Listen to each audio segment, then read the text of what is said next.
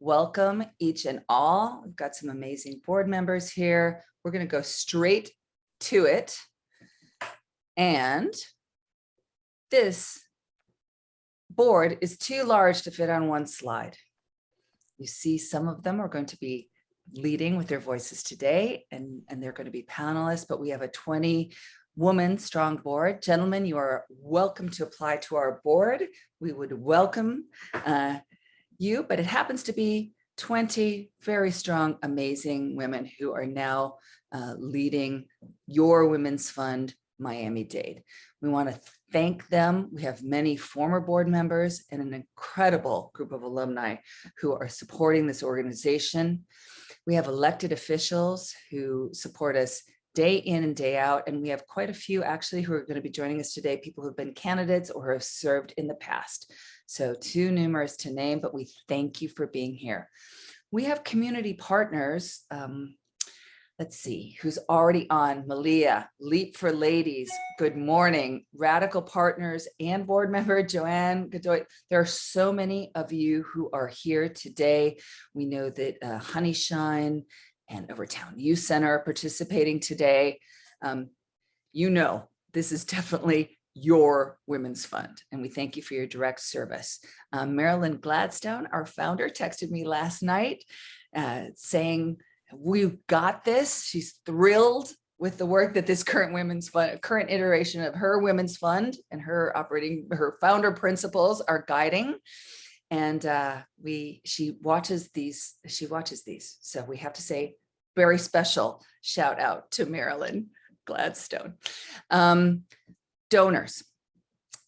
I want to talk about fuel.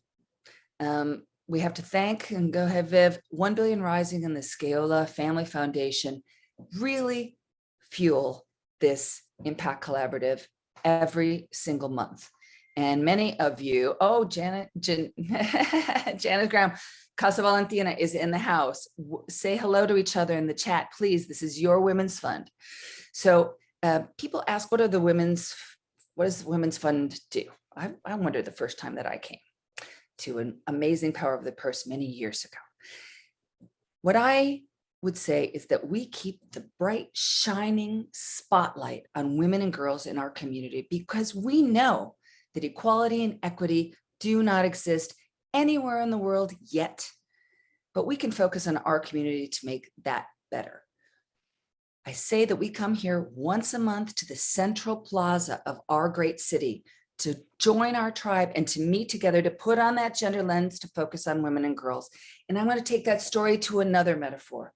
This is our fueling plaza. If you take this as a contemporary fueling plaza, and we're running down the highway and big trucks and small cars and priests and politicians are all coming in to fuel at the same place. They're coming together to look at women and girls that needs fuel. And some of us are able to fuel that mission with grand mission. So multiples of a grand or more. If people can do that kind of support, which is financial support, which is essential, please scan here. Please donate. Please join us. We're launching our first cohort of the grand mission, and really, really grateful for those of you who can join in that fashion. Every single way. This is our Women's Fund for everybody, whether you can do that kind of fuel or not. But for those of you who can, we thank you. And on to the next slide.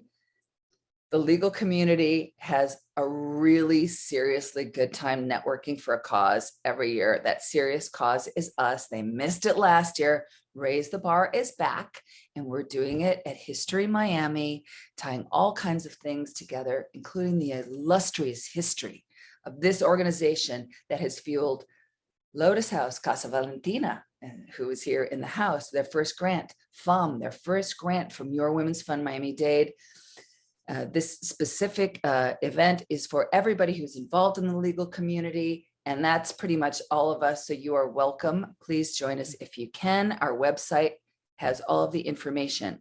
On we go to a sneak preview of what we've been telling you about.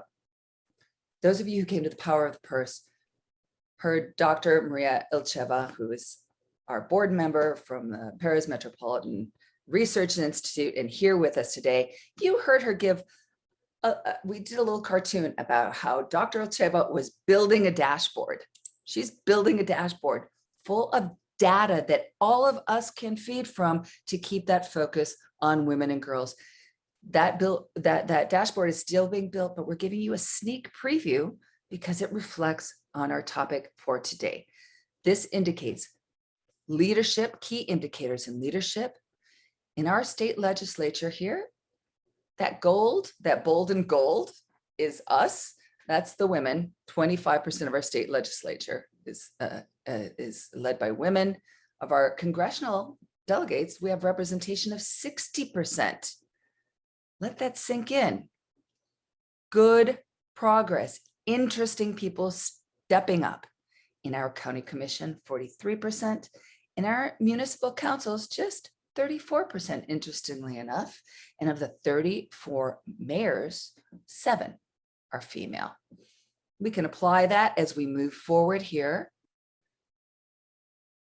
to somebody who can really help us focus. One of the most focused people I've ever met, who has decided to serve internationally, nationally, and on local levels. Please join me in welcoming a great leader who we are very lucky to have in our community. Robin, please introduce yourself and take it away.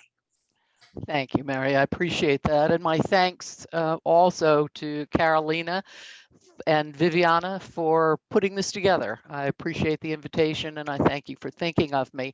Focused is certainly a word that comes to mind when people describe me, single focused, determined. And that's about the only introduction I'm going to give because I only have 6 minutes and I want to speak to you about leadership, because I think leadership is going to be the key to change. It's going to be the key to elevating the issues that are important to women, girls, and all genders who are concerned with equality and diversity and equity. And it's a tough question to address in 6 minutes. And somebody asked me a while ago, what did I think was the most important ingredient in leadership? And the answer I could give, and one that certainly helped me early on, was courage. You have to have courage of your conviction. You have to be sure-footed. You have to be open to change, open to thoughts of other people, but you have to have the courage of your conviction. And I'm probably not telling you anything you don't already know, but if I can amplify it, I'm happy to do that. You also have to be aware of the risks. There is a risk in being courageous. There is a risk in having people behind you cut the limb off as you're sitting on it and taking a position. You have to not worry about where you fall, but trust that you will fall and land on your feet. If you have the courage of your convictions and if you're passionate about an ideal or a program or an issue, and you can share that passion with others, you will be a leader. I think at the end of the day, we talk about leadership differences between men and women. And I would say to you, I would posit, there is no difference. Stop comparing yourself to how others lead and be concerned with how you lead and how you're perceived. You will not always be liked for the position that you take, and you have to be willing to live with that. I was always comfortable and I personalize this a little bit because I think that's my experience. I was always comfortable with who I was. I like to say I was raised on Dr. Seuss. I meant what I said and I said what I meant, and elephant's faithful 100%. If you ask my opinion, I will give you my opinion. If you don't ask my opinion, I may give it anyway, but I'll be less inclined to speak too loudly. But I'm also prepared for the fact you may not like my opinion. You may not like the truth as I perceive it. And that's okay with me. You asked for my opinion, I gave it. If you ignore it repeatedly, I may walk away at some point and say, I'm moving on to another organization or another group or another job. One of the things I learned early on when you are willing to express yourself and be comfortable with the results or the end results of that expression, is you have to be prepared for the ramifications of that. And I always said a long time ago that if I lost a job because I spoke honestly or truly, or I valued my opinion and others did not, and that was a repeated performance, I would be prepared to walk away. And I always looked back over my shoulder at the very first job I had when I went to New York City. And many years ago, I call it an earlier life. I had been promised a job. I got there. I had $100 in my wallet, which I guess at that time was a lot of money. I had more debt than I had money. I had college loans I was paying off. But I went to New York full of hope and optimism. I was all set to start a new job. And by golly, the job wasn't there. When I got there, it was a lot of hot air.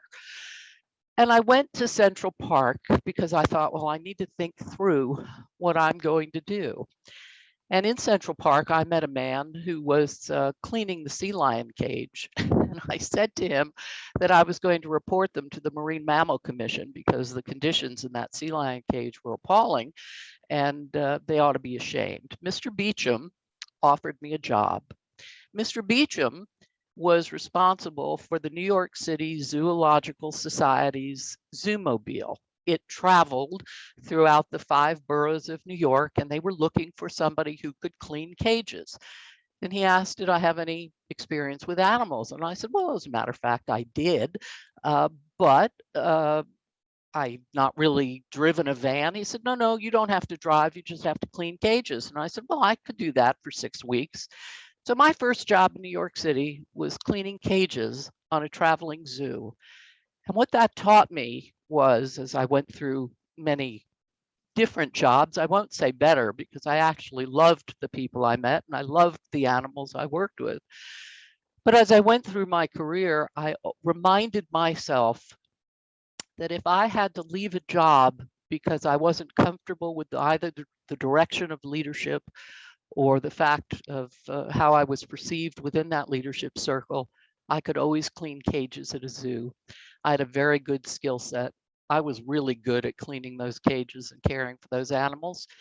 And that helped me throughout my career because it allowed me the flexibility to speak my mind, to be clear about what I thought was important, to listen to others, to try to develop consensus based on what I was hearing, but to take a firm position. And from that, I was perceived as a leader who was committed to a thought, was committed to action, and understood the ramifications of choices she made.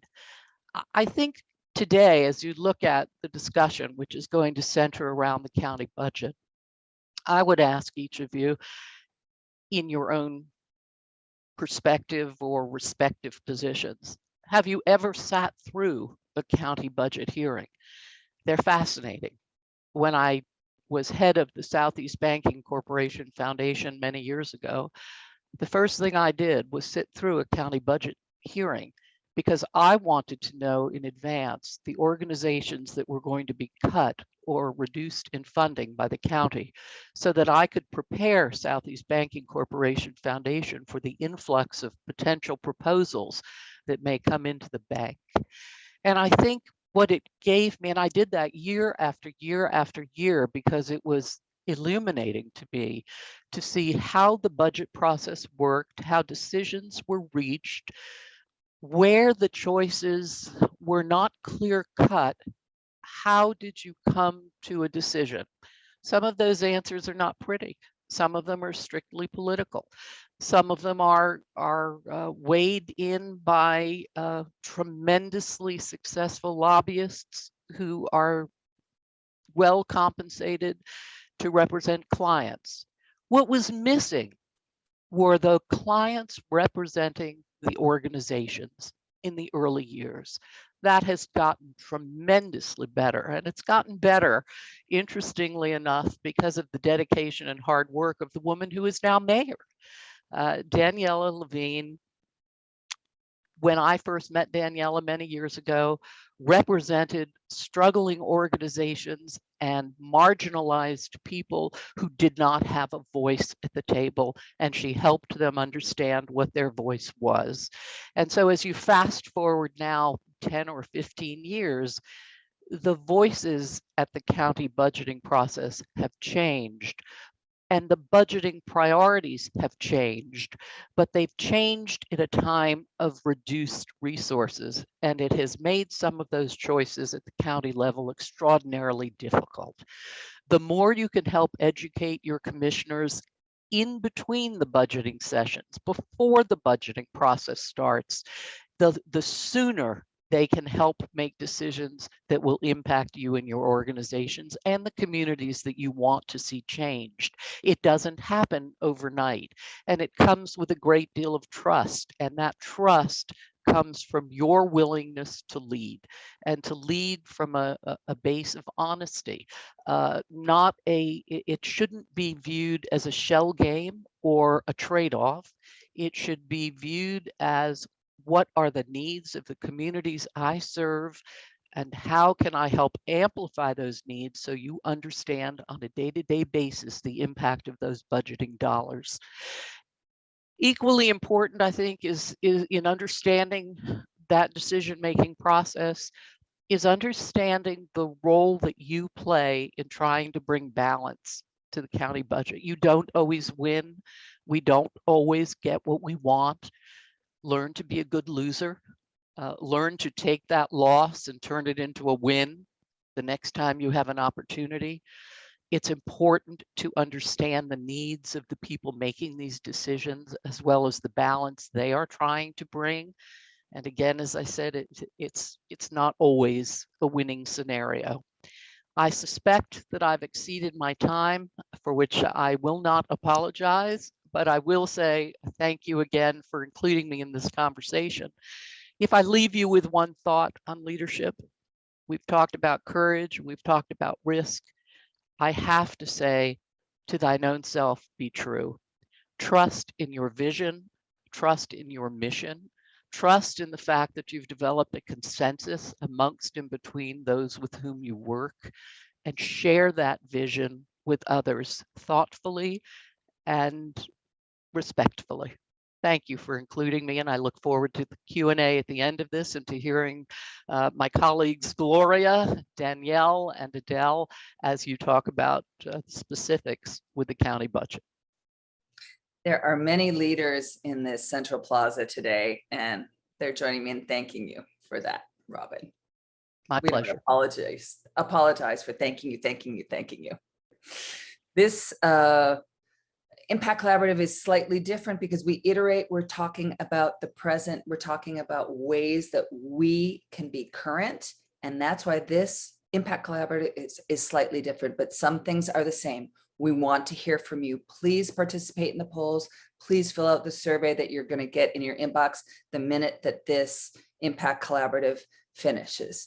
We do have the same thing. Put your questions, please, in the Q&A. And I will get to as many to feed them to our panelists and to Robin and the Q&A period as quickly as possible. Please put them there. Communicate with one another. We will also have the opportunity in one of the polls for you to say that you want to follow up more on some of these topics that we're talking about. Look at those carefully, because you can have the opportunity to connect with Gloria or Danielle, Adele, Robin, or with me on these different aspects. So pay attention to that part of the poll if you would like. Also, please go ahead here, Viv, to the next slide, please. I want to recognize that our infrastructure is growing in your Women's Fund Miami-Dade, and of the different committees that we're highlighting in each Impact Collaborative. Today, we want to highlight the Legislative and Advocacy Committee. It's a small committee now, but we have more people joining. We have a serious interview process, and there are more people who are going to be joining this committee. We also have opportunities, Viv, if you'll go ahead, to have a special workshop following on the wings of this Impact Collaborative. So This is not another Impact Collaborative on August 25th. This is a deeper dive with former Women's Fund board member and current legislative and advocacy committee member, Vicki Lopez, who can really help us drill down. So today is an incredible base. And if you're ready for a deeper dive, please, we will be sharing the link for you to RSVP for a 4 to 6 p.m. August 25th special legislative and advocacy workshop with Vicki Lopez. So now, as we move forward, we are going to welcome our 3 illustrious panelists who all happen to be board members of the Women's Fund and experts in their own right. Each of them will introduce themselves in context of this Impact Collaborative in, believe it or not, 2 minutes or less. Adele, take it away. Thank you so much, Maria, and thanks to all of you for joining us and for your interest in our Women's Fund. We're glad you're here. My name is Adele Valencia. I grew up in Miami. I'm proud to be a board member of the Women's Fund. And as of February, I've been a professional advocate. I'm an attorney with Yorenten Heckler and a partner with LSN Partners, an advocacy and government affairs firm. Prior to that, I spent 6 years in our local government. 4 of those were with our now mayor, Daniela Levine Cava, and 2 of them were as a department director in the city of Miami. But my path to activism and to sort of public participation in civic life really came through my parents. My mom was born on the Cheyenne River Reservation, South Dakota. I just lost her in May, but she was proud to be Lakota. And she lost her fiance in Vietnam. And it changed her life because she wanted to honor his memory with her own social activism, which drew her towards the Peace Corps, where she met my dad, who was already deeply involved in advocating for more peaceful solutions in Vietnam. And being the kid of Peace Corps volunteers has shaped a lot of my sensibilities, my desire not to waste, but most of all, it's just the importance of sort of speaking up, right?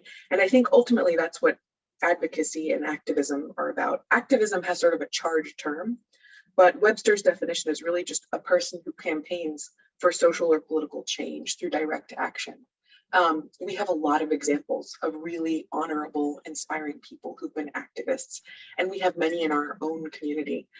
So I would say that setting aside for a moment maybe some of the things you think you know about activism and opening your mind to what is possible is a good way to set this off. Thank you. Thank you, Adele. Danielle, welcome. Thank you so much, Maria. It's a pleasure to be with you as well. Thank you so much for joining us. I just want to tell you a little bit about me. I got my first job as a lobbyist when I was working on my master's degree in public policy. I started working for the Atlanta public school system, and I loved it from the first day. I fell in love instantly with the politics, the process, and I think most especially with the potential to make meaningful change. It was an urban school setting.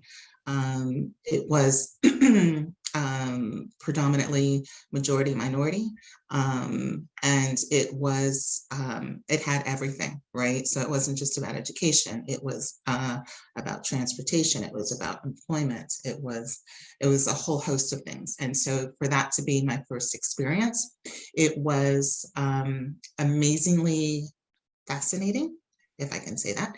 And it was also incredibly frustrating for just a host of reasons as well. But what it did was it set me on a path that I had not planned for myself.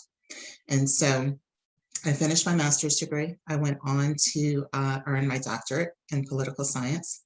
And I ended up spending almost 20 years working in government relations, advocacy, and public policy.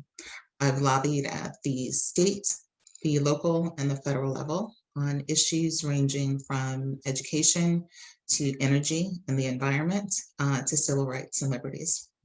I'm very passionate about education, and I'm probably most passionate about how issues impact Black women, women of color, and our communities. And so being an advocate allowed me to channel all of those passions into opportunities to try to create systemic change through the policymaking process. And that's the essence of advocacy, the type of advocacy that I'm going to be speaking about this morning. And that's just trying to influence the policymaking process so that it'll produce particular outputs or policy outcomes. And so I'm really happy to be here this morning. I'm especially honored to co-chair with Adele, who is fabulous, as you just heard. And I'm really excited about digging into this thing that we call advocacy. So I look forward to today's discussion. Thank you so much, Danielle. Gloria, lead on. Good morning, everyone. It's a pleasure to be with you today. And on behalf of our entire board of directors, thank you to all of our participants, our keynote speaker, and obviously our fellow co-chairs. I'm looking forward to exploring with you what it means to navigate what I call the labyrinth that is a woman's leadership journey. I am a wife, I'm a mother, a daughter, a sister, a businesswoman. Professionally, I've invested and developed real estate over the last 30 years. I like to say that I grew up in the business because I worked my way through college while at FIU, managing condos and homeowners associations. And I loved managing buildings. I loved building buildings. Many years I actually would realize, though, that it wasn't really about building the buildings. It was about building community and a sense of place for people to thrive. And once I ventured out on my own, leaving the corporate world, I finally had control over my schedule and my time. And I immersed myself in building community through volunteer service on nonprofits. I started out as an advocate for Art Spring, Inc., and eventually ascended to the role of president of the board. I also, as an activist, helped form the Crop Feeder Pattern Coalition in 2003 to address the issues of overcrowding in our public school system in the Northeast State Corridor. And I also was a co-chair of the Greater Miami Chamber of Commerce Workforce Housing Committee back in 2006, before the Great Recession, as we tried to shine a spotlight and solve problems with our business leaders as it related to affordable housing. Some of these experiences really illustrated for me the power as well as the limits of being an advocate and an activist. Fundamentally, I emerged from that decade realizing that you could be the best advocate, you could be the best activist, and if you didn't have a partner at the table willing to expend political capital as an elected official, then sometimes you're just going to have to roll up your sleeves and do it yourself. I actually considered a run for Miami-Dade County Public School Board back in 2010. And I ran into many barriers, what it would take to run, the political operatives that manipulate that process, and fundamentally realizing that my family wasn't ready for me to take that role. I ultimately did not pivot in 2010 to public service, but when I did in 2012, I ran for Florida's 26th congressional district in the Democratic primary. And losing that battle actually fueled my efforts to pay forward the takeaways and ensure that many more women would be able to benefit from my experience and set them up for successful pivoting in the future. And it was that experience that informed the next 10 years of my concerted volunteer leadership activity through Ruth's List Florida, a political committee that recruits, trains, and supports Democratic women that wish to pivot to public service. In sharing this background, I hope that I've shared how the labyrinth has many twists and turns, some expected, some not, and how we emerge requires constant reflection and adjustment. And I look forward to exploring more about why women leading as candidates for public office is as important and how women can consider this role as we each navigate our own labyrinths. Thank you. Thank you, Gloria. Adele, I know how cool you are under pressure. So just for you to know that we're having some issues with the poll. So if you see the slides changing and images, don't care. It's just like your kids are talking in the background, but you're working with the client. Technically, there are going to be a few switches, but please take it away as you take on, why each of these roles. This role, particularly that you're representing today, is important to how our community moves forward. Take it away, Adele. Absolutely. So why is activism important in Miami-Dade County? Well, let's see, we're 3.3 million people. Our county government runs a $9 billion budget, and most of our local elections are decided by between 11 and 15% of all eligible voters. So when democracy is not representative, right, when we're not all participating, it doesn't work for us. And having grown up here, I moved here when I was 4 in 1987. I've seen that the power map of Miami has remained largely unchanged for many decades. And one of the many reasons I'm proud to have worked for Daniela Levine Cava, and that she is my mentor and longtime friend, is that she really is someone with kind of an endless spirit of optimism and real energy to get to work. And she totally rejected all of these very cynical tropes about what could be accomplished on the county commission and who could win and what it would look like. And I think that thinking is really needed in our community to disrupt the kinds of seemingly intractable problems we find ourselves in, and to be bold in going forward.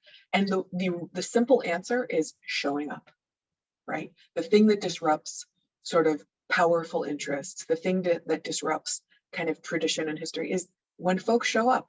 And as a county employee with Daniela for 4 years, I sat through all of those budget meetings, and I saw the way that people coming up and telling personal stories, people getting organized in their community, really shifted the room, right? Because ultimately our public policymakers are accountable to us. And one moment to sort of make our voices heard is at the election, but that's just one. We need folks showing up all of the time. So I think that it's critical, and it's not so daunting to get involved. You know, speaking up in a place like the county commission budget meeting, or anytime, right? Asking for a meeting with your elected official is something that many of them welcome, and can help you sort of keep those folks accountable to you. There are other ways to get involved as well. And really, the more informed you are, the more effective you will be. But I would say that activism is absolutely the answer to creating the community that we want, the air that we breathe, the water that we drink, the sidewalks that we walk on, the public transit that we may or may not have, right? All of that is tied up in what our local elected officials are doing. And you can have an outsized impact on them, just as they have an outsized impact on all of us. So that would be my sort of pitch to getting involved, and happy to talk through more ways to do that. Thank you. Wonderful. Danielle. Thank you. So Adele gave a great context and description of activism. And I know it sounds really similar to advocacy. And in a lot of ways, they're, two sides of the same coin. But from my perspective, how I look at it, activism sometimes looks and feels, as a byproduct or a goal where the intention is to change hearts and minds sometimes, right? Advocacy is just about changing laws and policies. One of my favorite quotes that I share with my students all the time is from Dr. King, where he says that, a law cannot make a man love me, but it can stop him from lynching me. And that to me is the essence of what advocacy is. It is about changing laws and the power of changing laws. And so advocacy is important to how our communities of marginalized, vulnerable, underserved, under-resourced, unseen folks can move forward. And that's happens for several reasons. Two primary ones: legal protection and systemic change. And both of these happen through how policies are written, interpreted, executed, and enforced. And then all of that takes place somewhere along the policymaking continuum. And so if we want to affect any of these areas, we have to advocate and engage in the process. And so as Dr. King said, that a law can't make you love me, but it can stop you from lynching me. It's the same that it can't make you accept my choices, but it can allow me to love who I choose, live where I want, and make appropriate medical decisions for me and my family. And so women and girls broadly, women and girls of color particularly, have especially needed these kinds of legal protections that have come through the legislative process. And history, there's so many examples of how we've looked to our legislatures, we've looked to laws to protect us from things around pregnancy discrimination, sex discrimination, child support enforcement, sexual and domestic violence, equal pay, Title IX, now menstrual equity, and even how we use our name, when and where and how, right? That came about as a protection through the law. And so although there are a lot of these examples, nevertheless, there's still work that needs to be done, work that creates systemic change.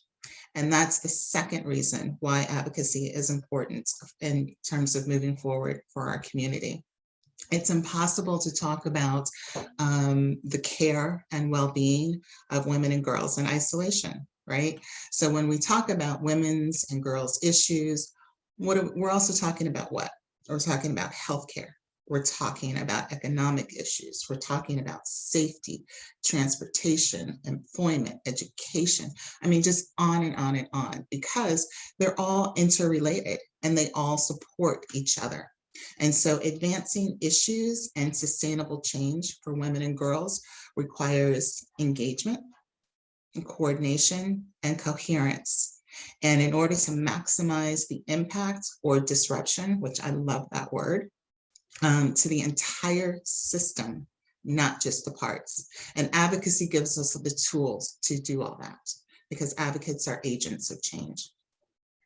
And then lastly, advocacy is important because public policy reflects choices and priorities, right? And if we want the policies of this county and this state to reflect all women and girls, we have to make demands on it. And we have to lend our voices and our platforms to lift up those who are too often unseen and unheard. So I love quotes. And President Eisenhower once said that politics ought to be the part-time profession of every citizen. And I totally agree, because otherwise we'll get the government and the world that we deserve. And so I'll end with that. Danielle, I think more than one of us will be starting to quote you. Gloria. Thank you so much, Danielle and Adele. So what I've seen over my volunteer work over the past 20 years in advocacy, activism, and political campaigns is that change is a convergence of forces. You know, I remember a time in Miami-Dade when we had amazing advocates and activists rolling up their sleeves and doing the hard work to solve problems and generate new solutions, going to the table, bringing those forth, sharing the data, the research, the evidence-based practices, and nothing changed, or very little, and it was incremental progress. In my opinion, change is at the intersection of three forces: people, opportunity, and engagement. Think about any effort that you've been exposed to. In order to make change happen, you need the right people at the right time with engagement to bring it all together. And it doesn't happen overnight, as you've heard. It takes time and it takes persistence, but you've got to have those three forces. So I personally have witnessed what I believe is a shift in this place that we love and that we call home, Miami-Dade. And I believe it happened fundamentally as well as in conjunction when we had qualified people pivoting to public service. We had them strategically seizing the opportunity to run solid campaigns in winnable districts and engaging voters with boots on the ground conversations. While not all of them won, the ones that did sent a powerful message with their platform and their win. And that message was that Miamians will vote against complacency and entitlement in public service. And they will vote for proactive, hardworking problem solvers. I personally don't believe that all women should pivot to public service all the time. I believe that some women must pivot to public service for some chapter in our leadership journey. Fundamentally, if we as women do not see that becoming a candidate and pivoting to public service is a role as critical as being an advocate and an activist, that, by the way, is a natural outgrowth of our experience as advocates and activists, then honestly, I fear that we will not converge these forces for change to truly move the needle for women and girls. Because more bluntly, ladies, if we're not at the table, then we're going to be on the menu.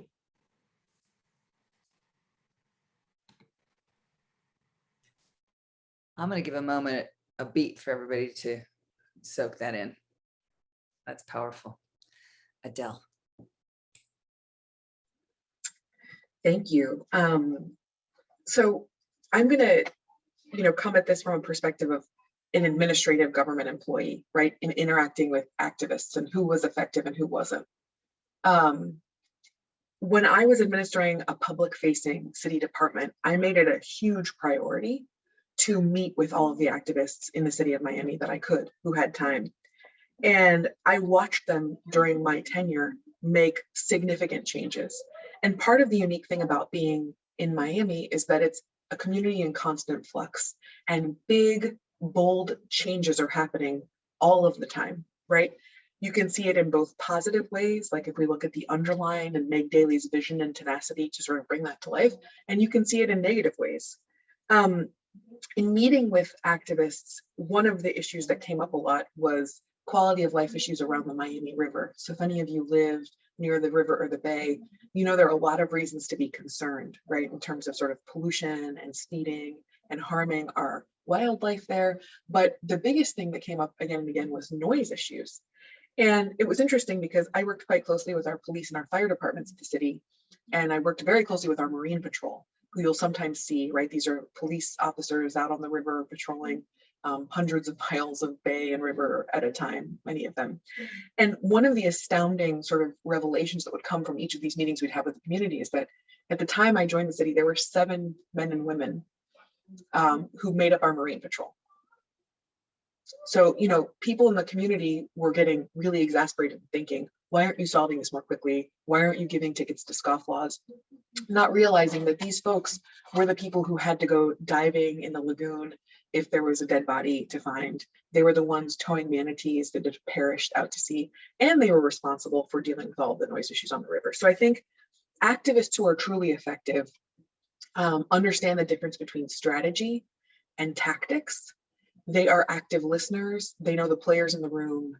They're context and tone sensitive. And that's when you can be most effective. And my goodness, have I watched activists be remarkably effective. And I applaud them because they make our community better. They preserve the character of neighborhoods. They preserve historic structures, and they stave off developments that they think are not the right direction for the community that they love. If you're a little bit daunted about how to get involved, I would say there are numerous resources online to better understand our 2-tier form of government, the interplay between Miami-Dade County, which is one of 67 counties in the state, and the 35 municipalities there.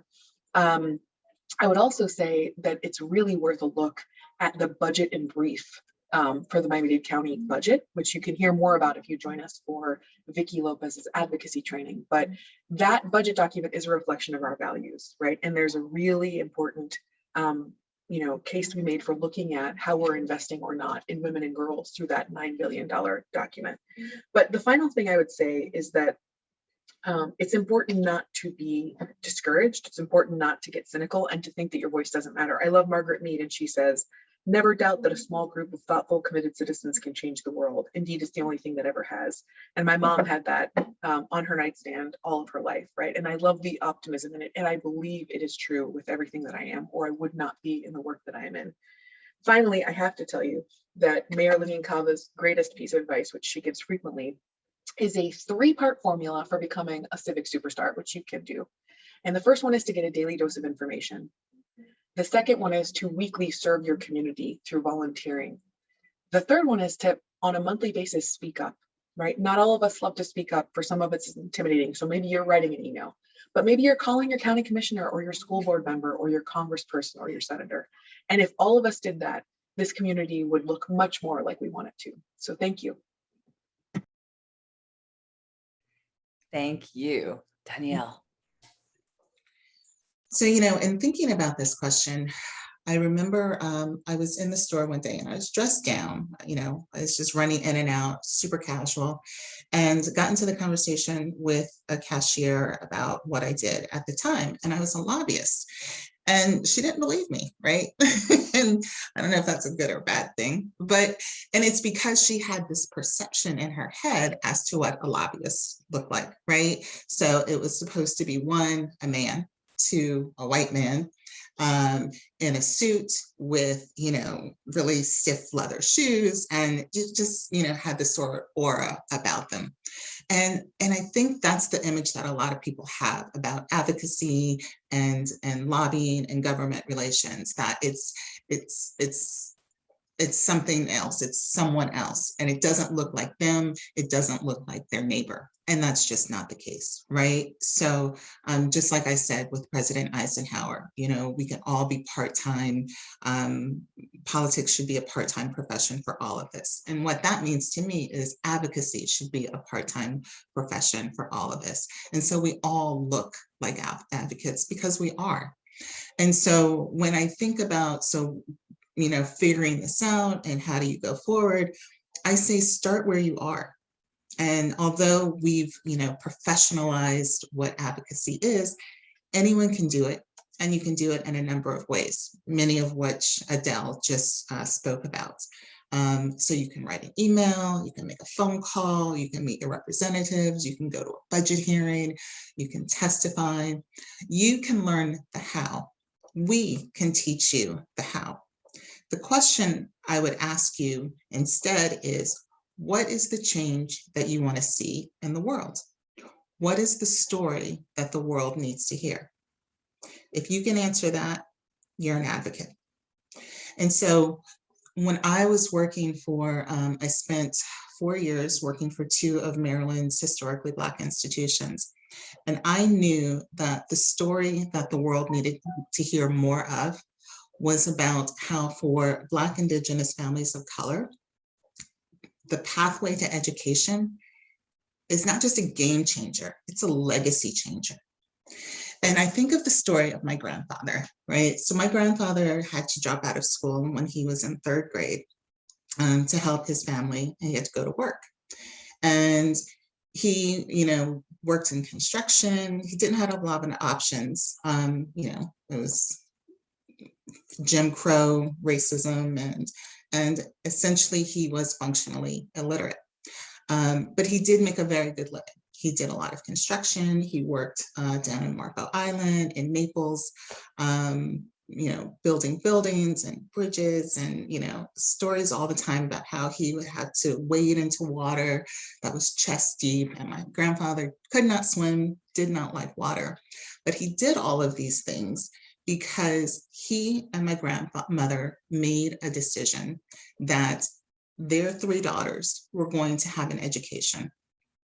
And they were able to, because of all of the work that they did. And so not only did they put through their 3 daughters who went to college and graduated, one of them eventually became a doctor. Those 3 girls then produced 6 college graduates, 3 of whom have a PhD, 1 who has a law degree. And then the subsequent generation, so far we're 3 for 3 in college graduates. My point is that one decision by my grandparents changed not just their children's lives, but their children's lives and their children's lives. It was a legacy changer. And so that's the story that I would tell over and over and over again to anyone who listened. And because I was really fortunate to work for a historically Black institution, I told the story of my students, of how they were single mothers who had patchworks of childcare, trying to figure it out. Grandmother would watch the baby one day, neighbor would watch it another day, bring the baby to class. And then, stories of incarceration, stories of drug abuse, all of those stories I would tell every day. And the message that I told was that we cannot retreat when it comes to funding our higher education. We cannot, freezing tuition is great. Low tuition increases is good, but we cannot retreat. We have to keep going. And so as a result of that, Maryland, who I must admit, started from a very good place. Already as a state, we had a social contract that education was important and that we were going to continue to fund it. Higher education was like 11% of our state budget. We funded public institutions, and we even funded private institutions because that was the commitment. My argument was, I love that, that's awesome. But when it comes to historically Black institutions and minority serving institutions, they play such a critical role. They played it with my family, FAMU and Howard University graduates, and they play that critical role in our students today.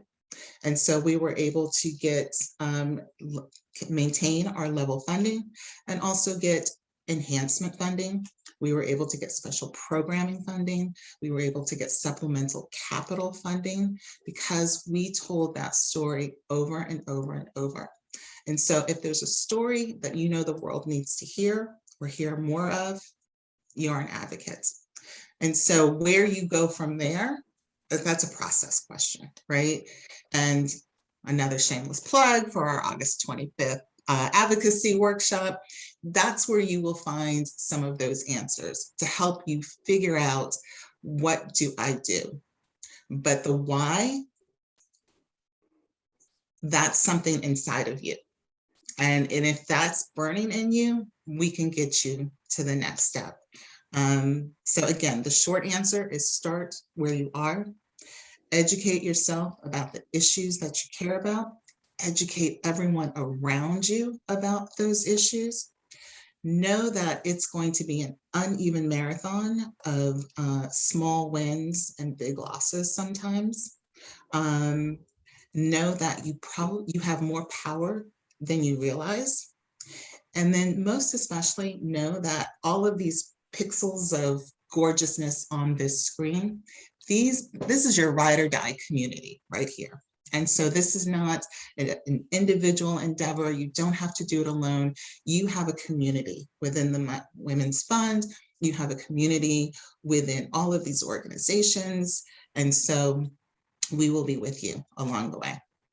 So thank you. Danielle, I wanted to take a snapshot, and you just said that perfectly, of not retreating. Coming monthly to these community conversations is important. Some impact collaborators will have a direct campaign that we're driving you to the next week or an action. Some of it will be have these conversations, meet with people who care. You mentioned childcare addressed in impact collaboratives, incarceration, the freedom from violence that circles. This is your tribe. And you and Robin both also, I have to highlight, your Women's Fund is here in this marathon and we're running together. Absolutely. And sometimes we run the whole race together, but often it's a relay. So I'll pass the baton now to Gloria for this portion, but then she'll pass it back to Adele, and then Robin will take over. And a lot of these people are here, Gladys, Jenna, so many of you here are taking that baton. So Gloria, we're going to ask you to address the elected official side, that kind of pivot. And we have to say out loud, your Women's Fund is not a political organization. Vicky Lopez has a different set of informing beliefs than Gloria, than I do, than Danielle. We come together to focus on women and girls. And within that context, we have commonalities with every single official, no matter what their party. Everybody has mothers, sisters, people that they care about. And it's also in the Q&A, we're going to try and address how you can speak to people on these different issues. But for now, Gloria, please take it away. Thank you so much. So there are barriers for women that are envisioning a pivot to public service as being a future role. And I want to just put them out there. I think the top two are, number one, research has proven that women need to be asked an average of 7 times by someone they trust to consider pivoting to public service. So that's 7 asks. Who do we know and trust that's going to ask us 7 times, or 7 different people? That is an incredibly high barrier. Number 2, women encounter what's called the double bind in many settings. And I believe it's actually more pronounced in the political realm. But there's good news. Number one, after the 2016 election, there was a seismic shift that occurred, and the pipeline of women pivoting to public service infused a new energy and a sense of urgency in how women viewed that role. And they finally took, if you will, the bull by the horns and did make that pivot. And that was seen across race, ethnicity, class, age, abilities, geography. And finally, I can say the saying that we always used to hear, that you cannot be what you don't see. I think that saying's been shattered in an unprecedented way. So that's good news. The second thing that I think is really fascinating is that because of the efforts of organizations like Ruthless Florida for Democratic Women and the Florida Federation for Republican Women, this is slowly being dismantled, this idea of the double bind. And the fact that we have more women in elected office interrupting the double bind as they govern, I actually think that psychologically we are rewiring our brains. And when I say our, I mean both men and women. There has been studies proven that this is wired in us, that we see women differently than men in leadership abilities. So when you look at this infographic that was put together by Catalyst, notice that when women are viewed in their, if you will, respective strengths-based space, women take care. We're nurturing, we're emotional, we're communicative. And while that makes us well-liked, it unfortunately causes for the synapses in our brain to send the message that we're less competent leaders. And that is wrong. And yet, until we rewire for that, one rapid response at a time, one crisis intervention successfully achieved at a time, one high-profile, compassionate, yet strong decision at a time, this double bind is real. You're damned if you do, and you're doomed if you're not. You're too soft, you're too tough, never just quite right. We've seen it. We've seen it not just in politics, we've seen it in the workplace, we've seen it in the public sector. Men take charge, women take care. And when women leaders are seen as competent or likable, but rarely both, women's leadership is undermined. And so it's time for us, as this infographic shares, to redefine what it means to be a leader so that we increase opportunities for women at all levels, in all professions, and in all walks of life. I want to just quickly finish on one last point, which is, should you be at that stage as I was many years ago and say, you know what, I can be the best advocate, but fundamentally, if nobody is going to expend political capital to do the work, then I just need to roll up my sleeves and do it myself. So what are the questions that you need to ask yourself in preparing for a pivot? This slide is very text heavy. I'm not going to go through it. It's enough for you to get a snapshot, and I'm sure we can include it in the follow-up email if needed. You know, fundamentally, women's decisions to pivot are very different than men's. And why would I run is a key difference. Key. What are my passions? What are the life experiences that are going to inform my pivoting to public service? And what are the barriers? I shared with you the barriers I encountered. Many of those are very still real today. And then there's the piece of what would I run for? And this is really, really critical. We have seen amazing women making a pivot to public service, and they've not been strategic about what they're running for. And fundamentally, that undermines their ability to come through that pivot successfully to elected office. And so it's really important that we be candid, open, and honest and say, we want to empower you to run, and we want you to be strategic. And so these sets of questions are really important to ask. And you're not alone in figuring these out. The two organizations I referred to earlier on the Democratic and the Republican side are very much embedded and grounded in your success. So you don't have to figure these out by yourselves. You just need to raise your hand and say, you know what, maybe I am Might not be this year, might be 5 years from now. I know women that are on the 10-year plan. So it's all right, ladies. We've got plenty of time. We live longer than the guys. And more importantly, we think more strategically. So I'll close out with, I'm proud to say that as chair of the board for 4 years at Riggslis, Florida, we worked concertedly. And over that time period, we elected over 85 women to local, state, and constitutional offices in my final cycle as chair in 2018. And over the years, we grew an engaged community of over 25,000 members across the state and built a bench of dozens of qualified, committed, progressive women that are now leading in cities, counties, school boards, and the state legislature. And more importantly, we created a cadre of women that want to roll up their sleeves and support your candidacy. This is all really important because back when I went to run in 2010, that didn't exist. And I want to express this is available on both sides of the aisle because being at the table matters. And there are people there that are willing to roll up their sleeves with you when you decide that you want to make your pivot. Thank you. As you said, Gloria, being able to have, often with our leadership impact collaboratives, we have young women asking the questions and how important it is for girls and young ladies to see people who look like themselves in positions of power.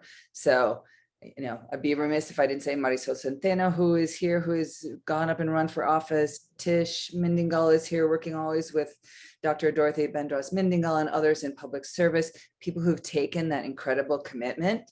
And those of you who I'm not mentioning because I can't just, we thank everybody for that incredible, energetic and intellectual commitment to running for office. Thank you all so much.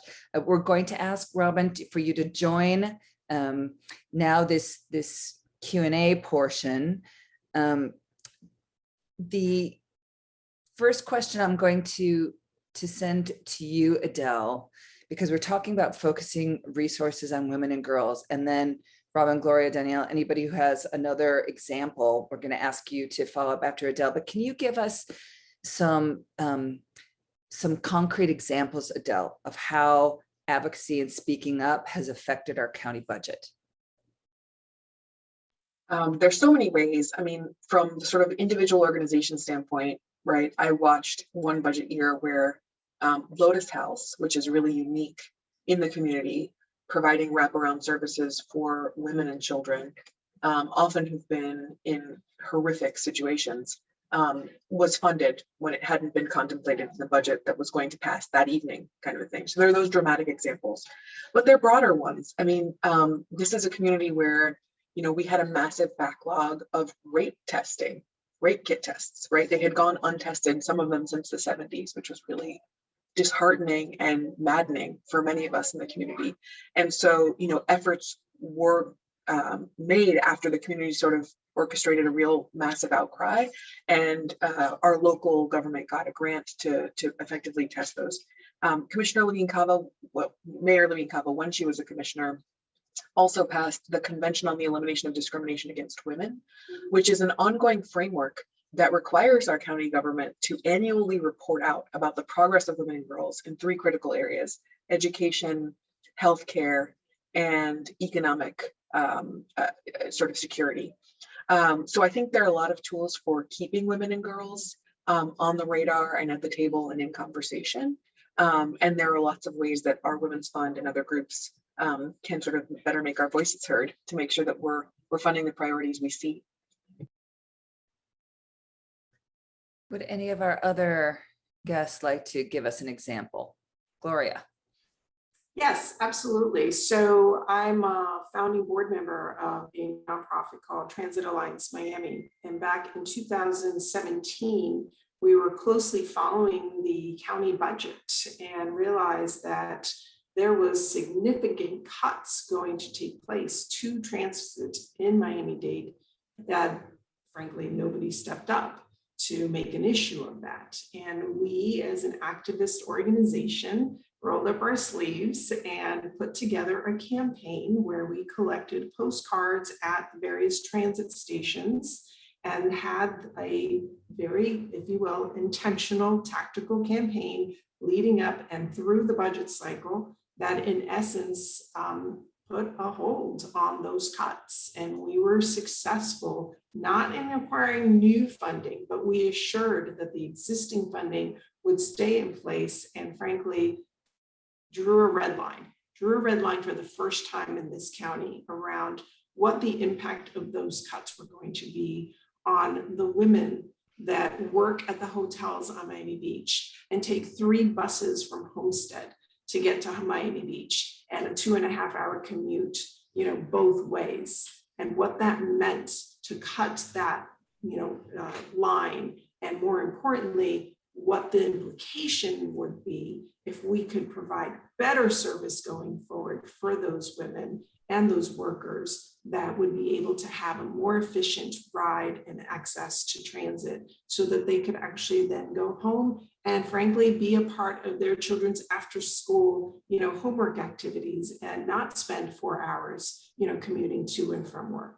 And that conversation is ongoing, and I'm proud to share that it yielded the first ever community-driven redesign of a bus network in the entire country called the Better Bus Project, which now is up for vote in September by the Board of County Commissioners. So if any of you are transit and or mobility raving fans, please put that on your calendar. We're going to need folks to speak up at those hearings.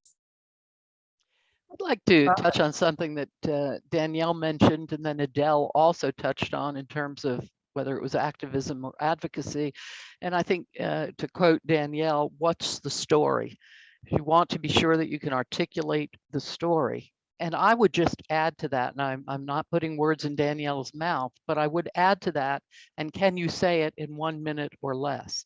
You have a time limit when you're standing in front of the Board of County Commissioners to make your pitch.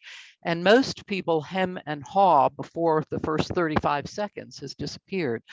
Hone your elevator pitch. Hone it so that you can speak articulately the moment you get to that microphone, that you are clear, you're concise and compelling. Can I just say, Maria, what I love about Adele and Gloria's examples is that it demonstrates what I was saying, that we have more power than we realize. And as women, generally speaking, we tend to diminish our power and our sense of agency, and we don't appreciate what we can, the power of our voice.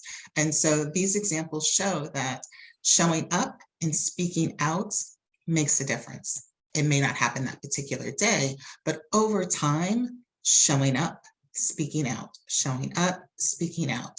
That is part of our collective power.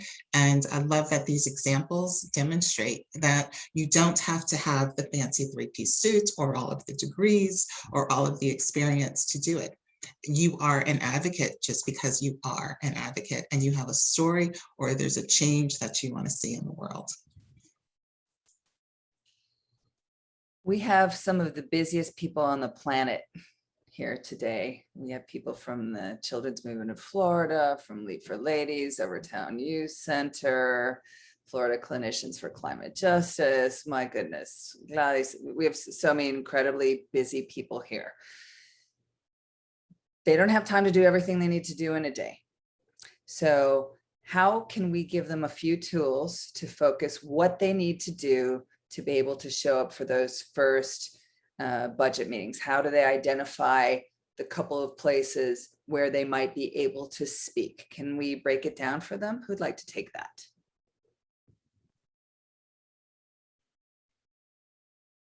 If I can start, and Danielle and Gloria can add in. So I would say Miami-Dade.gov has great resources, including a proposed budget in brief. So one of the really astounding things is to watch just in a $1 bill where our taxpayer dollars go, right? How little we spend a year for some pretty remarkable heroic services like, a firefighter or a first responder coming to your home if you think someone in your family is having a heart attack, right? I think it's really worth getting informed there. You can also find on Miami-Dade.gov when those meetings are going to be held. Because of COVID and the surging numbers here, I'm sure that The process will be a bit in flux, but you'd go down to Government Center. Generally, you'd register. You need to bring your license to sign up, and you'll be given an opportunity to speak at the podium for 2 minutes or less. There are 2 hearings in September. We're required by the state to pass the county budget before October 1, when our fiscal year begins. So I'm also happy to be a resource if you're interested in going down. And I would also just plug our local journalists. So Doug Hanks covers the county for the Miami Herald. Joey Fletcher covers the city of Miami. They're doing a lot of work to cover pretty significant governments, and they have Twitter feeds. But if you can afford it to subscribe, it's worthwhile doing. I'm glad before the next one, I have to say Jane Woldridge has been on from the Miami Herald for most of this Impact Collaborative as well. What you just said cannot be, we have to take a pause to that and focus on that information and supporting journalism and understanding how it empowers us as we go. So thank you for bringing that up, Adele. Gloria, next. So I'd like to highlight and spotlight one aspect of the interplay between our county and our state governments, because realize that we in Miami-Dade County have home rule charter, and that is consistently being undermined by the Florida legislature. I frankly believe that there is right now a pattern that has been happening year over year over year of increased mandates coming from Tallahassee without funding, and worse, when our county leaders enact steps or measures to address what we as Miami-Dade citizens want and wish to see in our backyard, the state is overriding us. And so I would overlay the knowledge of, yes, we can absolutely advocate here and realize that there is an interplay between our county and our state governments at this point that is a little bit dysfunctional. And so what that means for us as advocates, activists, and potential future candidates is that we have to be very astute in how we watch that interplay as it plays out in dollars, because there is also funding that comes from the state to the county that, again, if mandates are coming, they're unfunded, there is an element there that we can be really positive, have great relationships, have a great home speech. We go and pitch it at the county, it gets funded, it gets done, but then Tallahassee swoops in. And if it's within a particular framework of issues that Tallahassee doesn't want the county to address, we could be undermined. So we kind of have to have 2 tracks running is what I'm just trying to illustrate if we're going to be savvy about the work ahead. Especially for those legal protections that Danielle was talking about, really clear. Robin, did you have something to add? No, I think that the challenge here is there are things that we will never know about at play here going on in Tallahassee that have had such negative connotations on the rest of the state, not just Miami-Dade County. And home rule charter has gone out the window. I look at the devastation of the Sadowski funds at the state level that were put in place almost 30 years ago for affordable housing.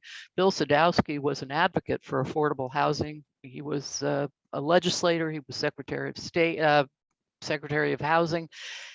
That money has been denuded. The fund has been denuded. It's been taken away for a purpose that was never intended. And yet, for some reason, our hands are tied as people who helped pass legislation years ago to see that those funds were targeted to affordable housing. And we see that happening over and over and over again. And I don't know where I think the latest issue right now that's going to be of interest is the mask mandate at public schools. Broward County posted a mask mandate and then was told if they have a mask mandate, funding will be cut. Miami-Dade Public Schools, the same thing. Well, it seems to me that under home rule charter, if we determine a mask mandate in our particular community is important, it should have no impact at all on state funding. And we're almost unable to respond because our hands are tied. And there's got to be this groundswell of concern coming, whether you're a pro-mask person or an anti-mask person. It's not about the mask. It's about the right of a local community to govern themselves. And we've got to come together, or this will continue in ways that we have not anticipated.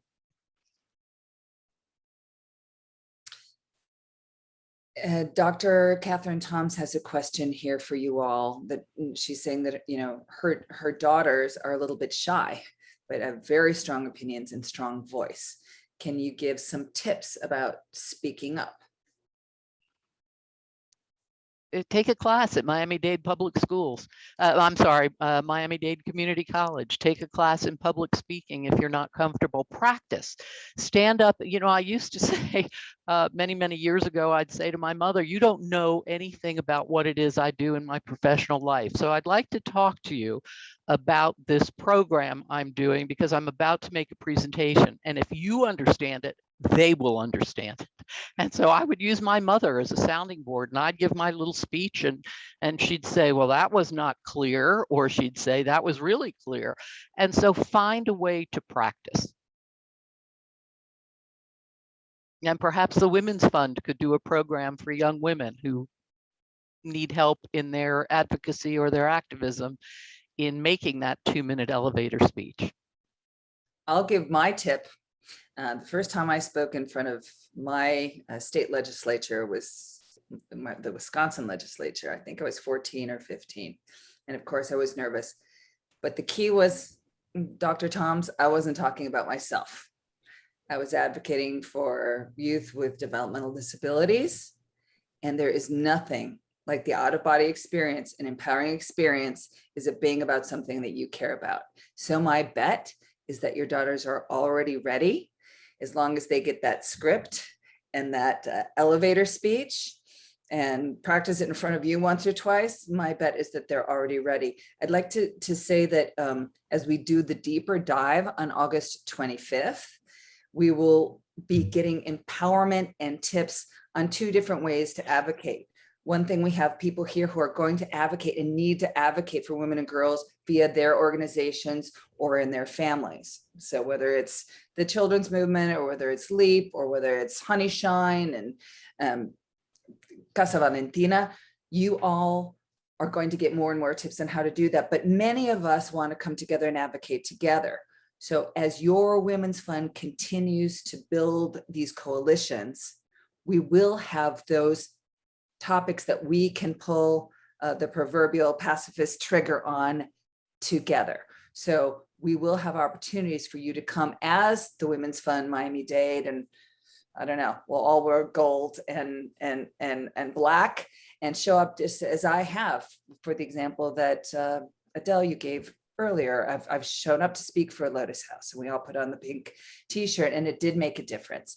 So we want you to know, if you keep on gathering here with your tribe and convening together, we will have those opportunities together, because we're in contact with all of you. So Overtown Youth Center and Leap for Ladies and the YWCA can tell us what's going on in the street. We all come together, smoke, there's fire.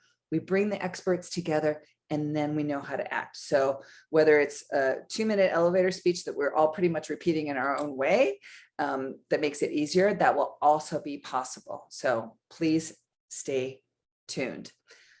Marian, can I also just say, in addition to practice, have your daughter practice on camera and videotape it, and then watch it. Because I think so many times, again, especially as women, we always think that we sound worse, look worse than we actually do. But when you practice, you can see how you actually are. And invariably, we're always so much better than we think, right? And so the ums and the likes and the just, all of those things, they don't sound as bad as we've built it up in our head. So tell her practice, and practice on camera, and then watch it. We have an offer in our chat there from Gladys Mizrahi, a fabulous leader in our community. So check out your chat there as well. can we talk some pragmatics about the county budget and the cycles? Like how much has been decided today? Preemptively let you all know that we'll be doing another leadership impact collaborative in the spring that focuses in how we can raise our voices in a different cycle, timely cycle, looking at our county budget and the people's budget, as Pat Morris calls it, because those people actually, if they're elected, they do report to us. That's empowering in itself. How do we affect the budget at different times, and how can these busiest people on the planet put it in their calendars to be looking at that budget? Who'd like to take that one? Adele, take it away. And again, please add on, colleagues. So our fiscal year in Miami-Dade County runs from October 1st to September 30th. And it bears reminding that we have three branches, right, in our democracy. We've got the executive branch, the judicial branch, and the legislative branch. So the legislative branch at the local government level is our commission. They make the laws. The executive leadership is our commander-in-chief of Miami-Dade County, Daniela Levine Cava. And our judicial branch are a series of county judges. And then within our local government, right, we have a county attorney's office that interprets the law. So the mayor has proposed a budget that you can find online at miamidade.gov. The budget in brief is the most accessible. And of those $9 billion, a lot of that budget is what it's going to be. It's obligated in debt service and things that cannot be shifted. But you can imagine in $9 billion, there's a lot of wiggle room to sort of distinguish priorities. How much do we want to give to transit? How much do we want to invest in fire and police? How much do we want to invest in our parks? Right? Those are all the priorities that are there. And what happens is the mayor proposes the budget in July. We have an August recess from county commission meetings. And then in September, the county commission has to come back and formally vote to accept the budget. They must pass a budget before October 1 by September 30th. So how much is already shaped? I would say the time to start advocating for the next budget cycle is on October 1st. So this is a great moment for all of us who are at this for the first time to get invested and involved and educated. Please do come to hear from Vicki Lopez, who's a great speaker and has so much insight to offer. And this is kind of a trial run, but the real story of our budget and its priorities can be found right the day after the budget passes and all of those unmet needs. What didn't we fund? What bridges are going to keep crumbling into the ocean? What parks are going to keep having overgrown grass and falling down equipment, right? Because we don't have enough money for all the things that our community would like to do. So I would say that that's kind of the cycle. Starting October 1, we're going to be advocating for next year's budget priority so that we're in a more empowered position to make our voices heard. And I welcome Danielle or Gloria's or Robin's insight. Well,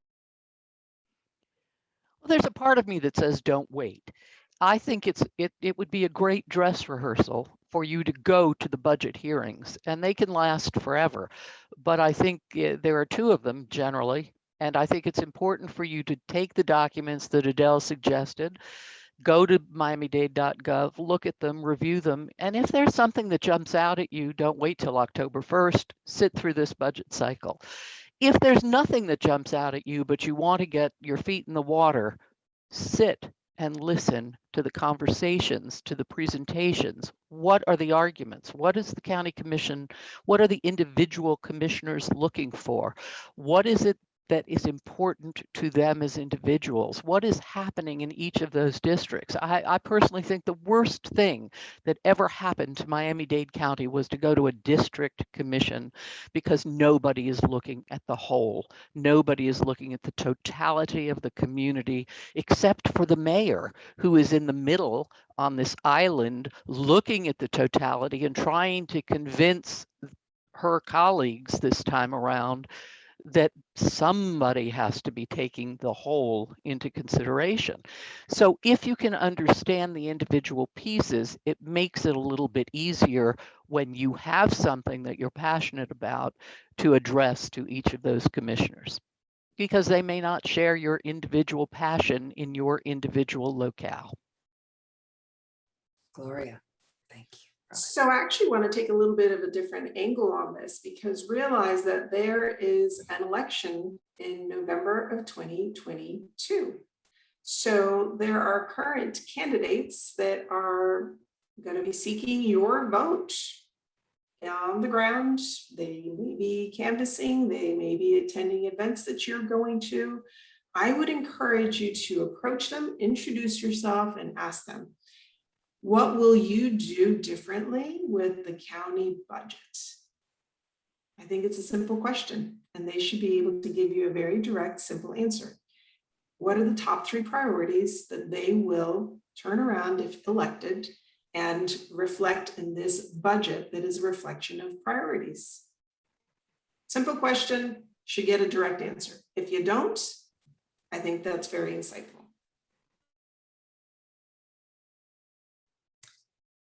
We're planting seeds here today, some very powerful acorns that are going to grow into mighty oaks, if you ask this farm girl from Wisconsin. This is being recorded and can be shared. They all live on your Women's Fund Miami-Dade website. Impact Collaborative's pretty easy to find. This will be up by tomorrow. It can be shared, but really what we also need you to share is this registration for the August 25th workshop. The link is there in the chat, and I don't want anybody to be afraid of the questions. Vicki has asked optional questions. When you register, you can simply register, but you can take the moment to say, honestly, if you've advocated in any of these areas before, the answer does not have to be yes. It's absolutely fine if you've never gone to a commission meeting. If you don't know who your commissioner is, that is absolutely fine. They report to us. It's time for us to take those seeds now and to be watering them. So please share this with people of all ages, of all communities. We all have more than one circle. Please take your own Venn diagram, impose your circles on one another, and take that central plaza of people who care about women and girls, and know that we're not there yet. We don't have equity. We don't have the perfect place. Let me go agricultural again. We don't have the perfectly fertilized field yet for all women and girls to thrive in our community, but we're getting there, and we can do it in an accelerated and amplified fashion if we work together. Any one last comment or takeaway or cheer that any of you want to give before I do the final housekeeping for today? I'll go with you. Whoever's first, actually volunteers. Any final messages? No. Just thank you for tuning in. Thank you for your attention and time. We appreciate you and look forward to being together in person. I echo the thanks. Thank you. Thank you again.